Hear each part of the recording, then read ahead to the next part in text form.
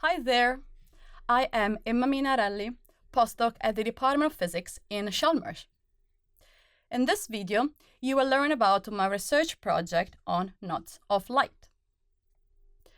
We'll start with some basic facts of light.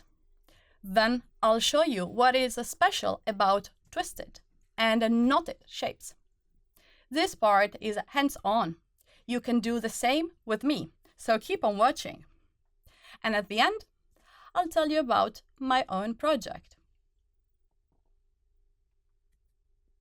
Light, the radiation that is visible to our eyes, is a wave which transports energy and has a spatial extension. Light is a transverse wave. While light propagates, it also oscillates perpendicular to the wave travel direction. The oscillation orientation is a fundamental property called polarisation.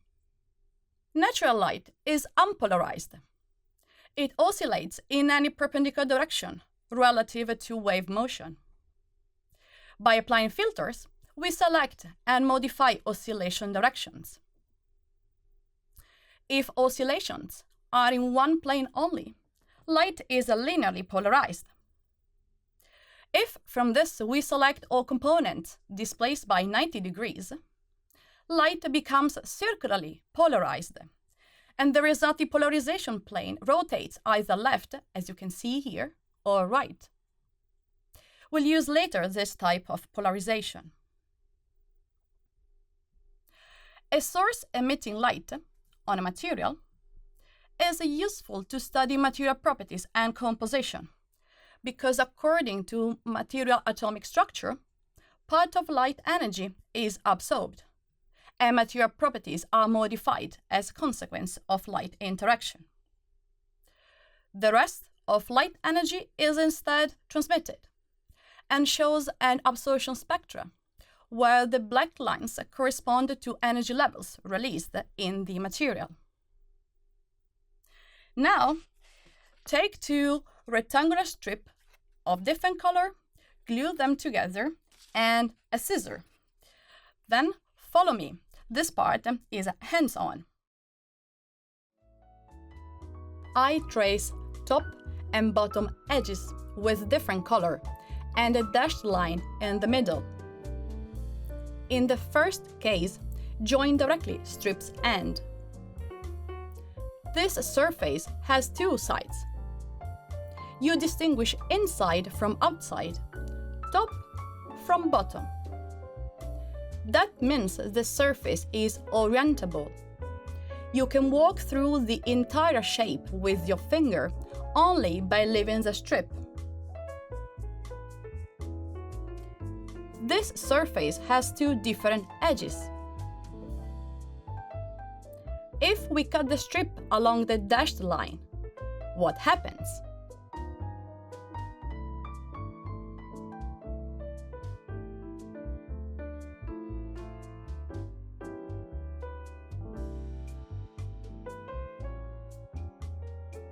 We get two strips identical to the original one, each having one edge of the original surface and the other of the middle dashed line, because the original shape has disconnected sides and disconnected edges.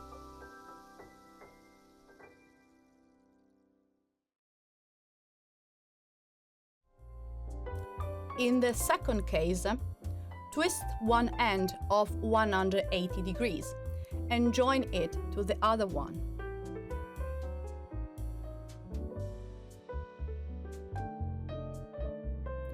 This surface has now one side.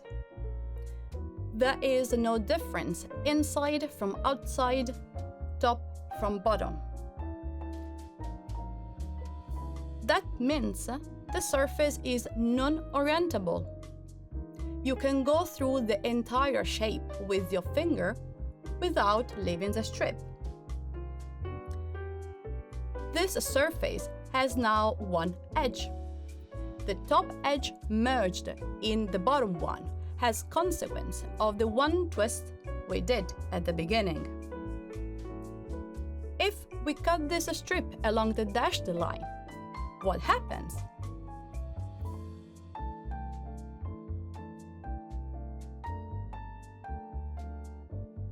Opposed to the previous case, we get a single strip. This is not identical to the original shape. Actually, it is twice longer than the original one.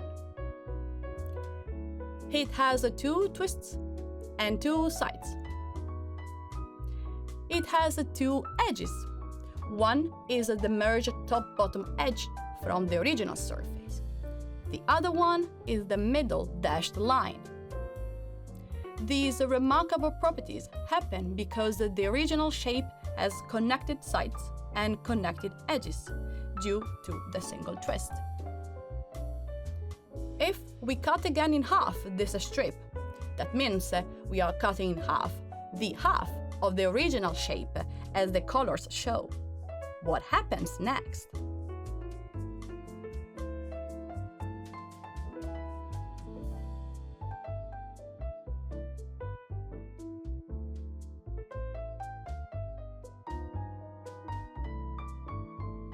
We get 2 loops with 2 twists each, linked together, meaning we cannot take one loop apart.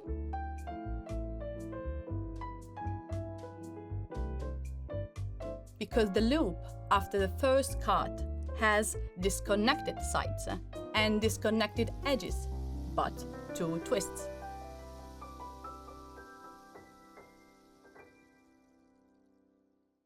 The number of twists determines the geometrical properties of the strip. The one twisted shape we created is the Mobius strip, the simplest example of non-orientable surface. You understood the trick, and you can try now by yourself to increase the number of twists, say 3 or 4, and then cut in half the strip. Or you can try 1 twist and then cut the strip at 1/3 of the way from the bottom. See what happens. Next to these unusual properties we just touched by hands, these twisted and knotty structures can be found in many familiar contexts. Let's go back to my research. The Mobius strip can be made with light waves in real experiment. This and more about knots of light observation can be found in the info box. All shapes satisfying the same geometrical property, which we saw today, belong to the same group, called topological class. Each class is identified by a constant quantity, the topological invariant number, and this classification is fundamental, in the sense that if we go back to our twisted surface, only when we cut the shape we destroy its spatial structure, as demonstrated here.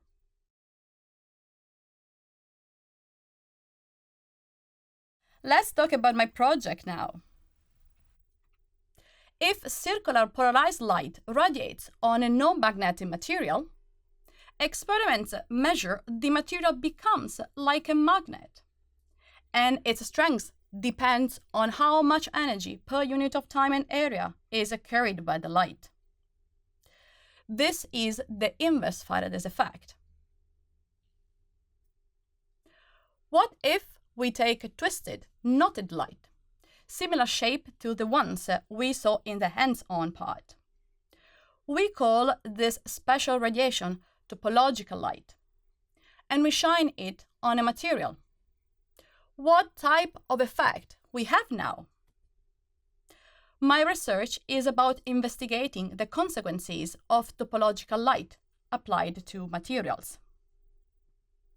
In my project, I theoretically showed that by radiating topological light on a non-magnetic material, this becomes again like a magnet, and its strength depends on the topological invariant number of each geometrical configuration taken by the light.